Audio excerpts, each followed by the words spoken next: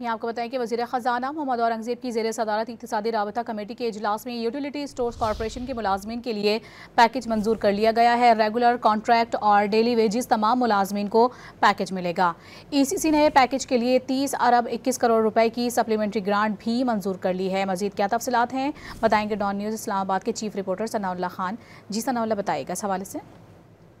ये खसूसी इजलास था और 1 पॉइंट एजेंडा था, जिसमें यूटिलिटी स्टोर आपको पता है वजीर आजम ने बंद कर दिया था और इसके जो मुलाजमीन है जिनकी तादाद 11,500 से ज्यादा थी वो सड़कों पर थे। अब ECC की आज स्पेशल मीटिंग हुई है जिसमें 30 अरब 21 करोड़ 60 लाख रुपए की एक सप्लीमेंट्री ग्रांट मंजूर की गई है, जिसमें एक तो जो कॉन्ट्रैक्ट, डेली वेजेस और जो दीगर मुलाजमीन है उनको ये पैकेज दिया जाएगा। इसके साथ साथ जो वेंडर्स की अदायगियाँ हैं और मुलाजमीन की जो तनख्वाहें बकाया है वो अदा की जाएंगी, जबकि ये तमाम मुलाजमीन जो हैं 31 अगस्त को इनको ले ऑफ कर दिया जाएगा, फारिग कर दिया जाएगा, ये घरों को चले जाएंगे।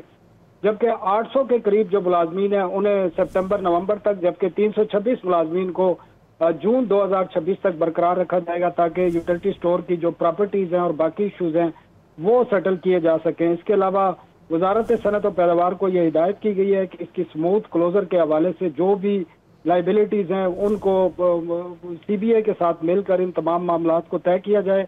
अब आइंदा 2 से 3 रोज के अंदर ये तमाम जो मुलाजमीन है जिसकी डेडलाइन 31 अगस्त रखी गई है इनको ले ऑफ कर दिया जाएगा और ये बाकायदा तौर पर जो इनकी मुलाजमत है वो ख़त्म कर दी जाएगी और इनके इस जो पैकेज में है वो डेली वेजेस और कॉन्ट्रैक्ट और जो रेगुलर मुलाजमीन है उनका अलग अलग पैकेज इसमें तय किया गया है, जो CBI के साथ मुज़ाकरात के जरिए इस तमाम मामलात को हल किया गया है।